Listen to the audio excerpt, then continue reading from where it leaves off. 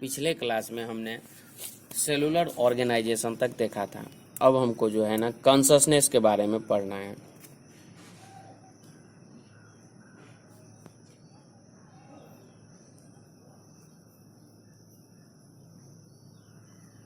Consciousness किसको कहेंगे?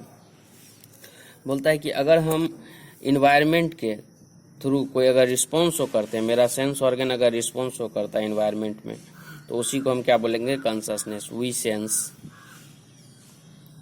Sense our environment,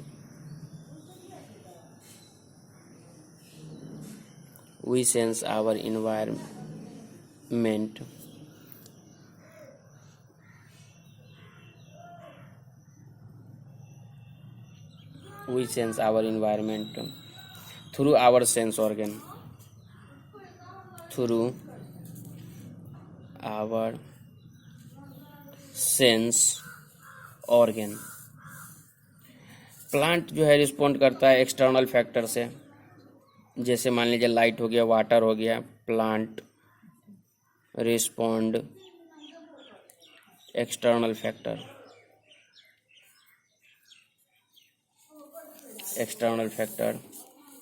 like water,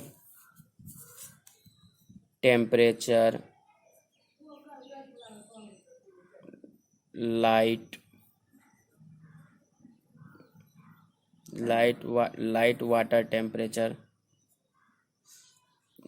water temperature, other organism and pollutants, other organism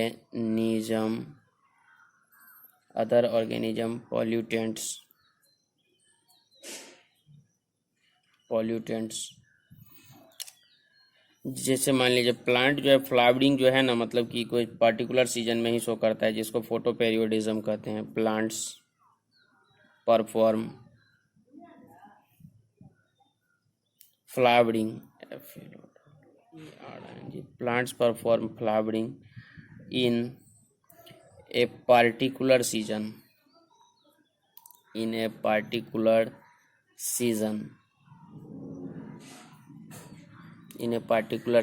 plant performing flowering in a particular season, जिसको photo पेरियोडिज्म बोलेंगे।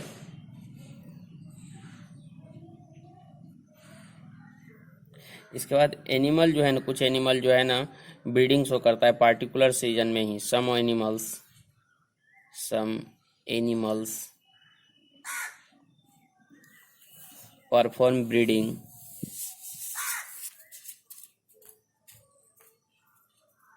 इन a particular season.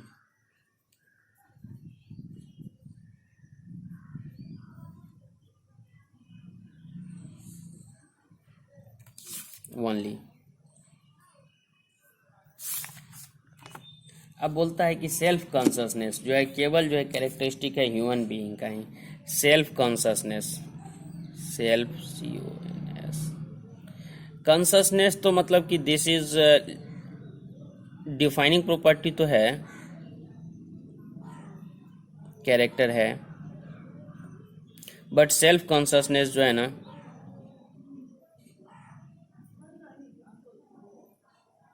Self consciousness केवल और केवल जो है ना ह्यूमन बीइंग का कैरेक्टरिस्टिक है। Is the characteristic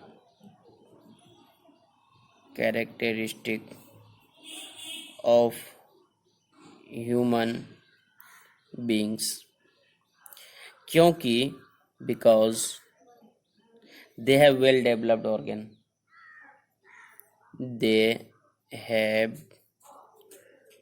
well developed nervous system,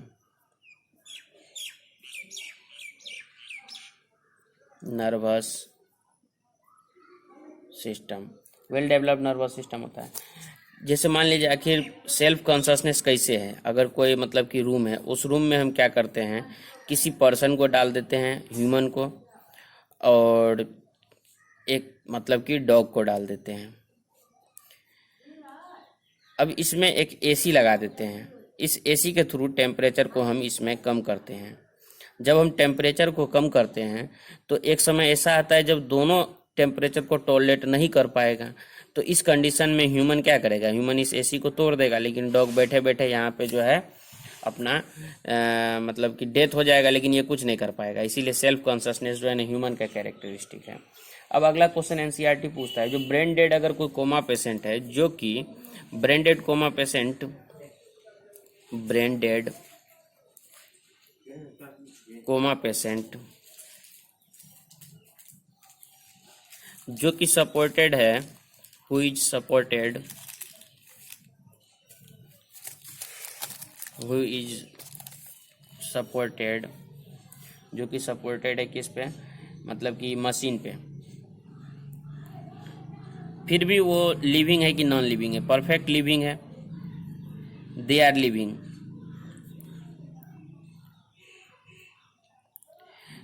क्योंकि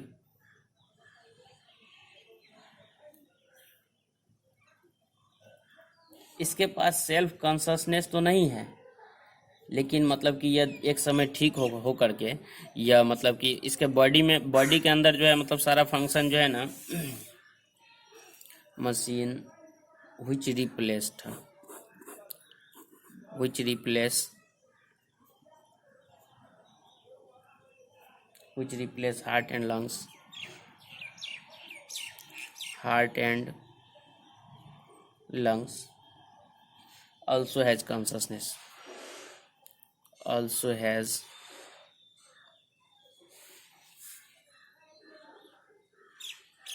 consciousness, so it is living,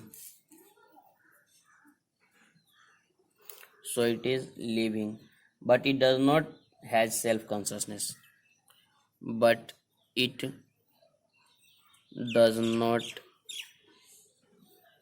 has self consciousness,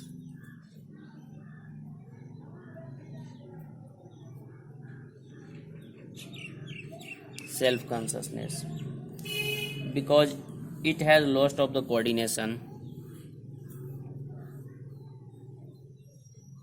because it has lost of the coordination,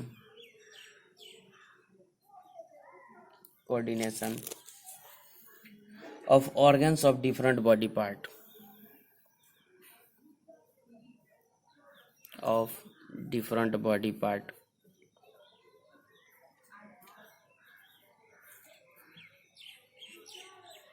इसका बॉडी पार्ट जो है ना वो काम नहीं कर रहा है, लेकिन इसके बॉडी के अंदर जितना भी रिएक्शन हो रहा है, बॉडी के अंदर जितना भी मेटाबॉलिज्म रिएक्शन हो रहा है, वो मेटाबॉलिज्म रिएक्शन क्या शो करता है, जो यह इसका मतलब कि लिविंग का कैरेक्टरिस्टिक है। और इसके बाद जो है यह एक समय ऐसा आएगा जब ठीक हो करके, तो वो मतलब कि कोमा पेशेंट, तो अभी मान लीजिए कोमा पेशेंट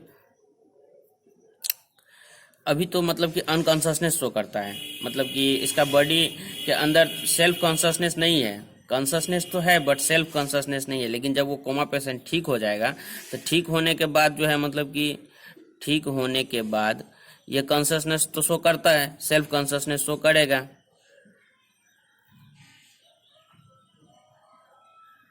शो करेगा, सेल्फ कॉन्शसनेस शो करेगा।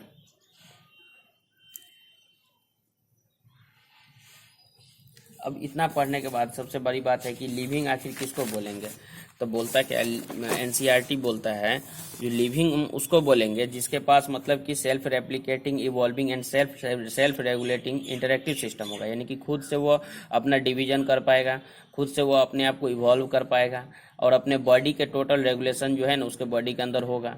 और ये सब क्या होगा, interactive system, capable of responding external, और किसी भी मतलब कि एक्सटर्नल स्टिमुलस के मतलब कि पर जो है रिस्पॉन्स शो करेगा।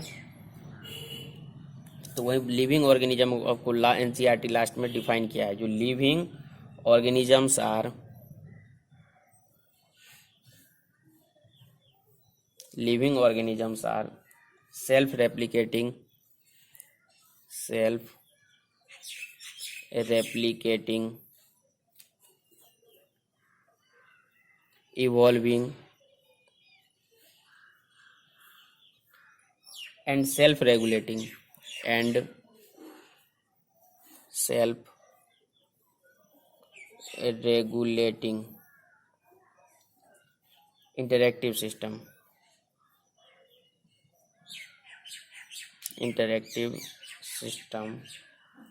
capable of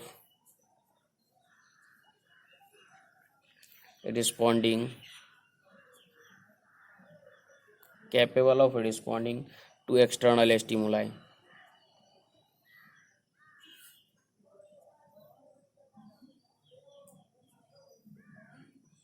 यानी क्या बोला, जो लिविंग ऑर्गेनिज्म उसको बोलेंगे जो सेल्फ रिप्लिकेटिंग कर पाएगा, मतलब अपने आप में डिवीजन कर पाएगा। इसके बाद इवॉल्व, यानी कि वो अपने आप को क्या करे, इन्वायरमेंट के साथ एडजस्ट कर पाएगा। और सेल्फ रेगुलेटिंग, खुद से उसके बॉडी के अंदर रेगुलेशन, जैसे होम्योस्टैसिस हो गया इंटरएक्टिव सिस्टम में। और मतलब कि एक्सटर्नल स्टिमुलस के मतलब कि अगेंस्ट क्या करेगा, ये स्टिमुलस शो करेगा, एक्सटर्नल स्टिमुलस के अगेंस्ट मतलब रिस्पॉन्स शो करेगा, वही क्या हुआ, लिविंग हुआ।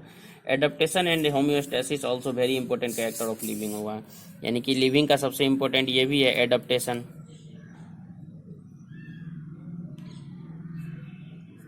Adaptation and homeostasis, adaptation and homeostasis are also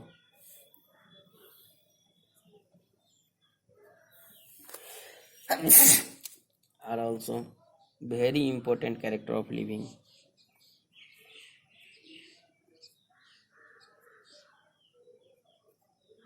Characters of living.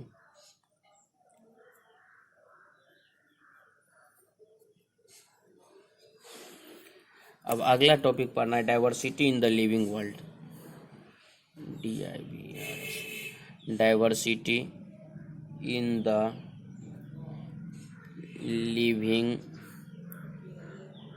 World, जो कि अब नेक्स्ट क्लास में पढ़ेंगे। आखिर मतलब कि लिविंग वर्ल्ड में क्या डाइवर्सिटी है। डाइवर्सिटी मतलब क्या हुआ, विविधता। जैसे इस धरती पे क्या है, प्लांट है, बहुत प्रकार के प्लांट है, एनिमल है, इंसेक्ट है, ये सब क्या शो करता है, ये सब जो है मतलब कि शो करता है जो डाइवर्सिटी को। इसलिए अब इसको नेक्स्ट क्लास में पढ़ेंगे।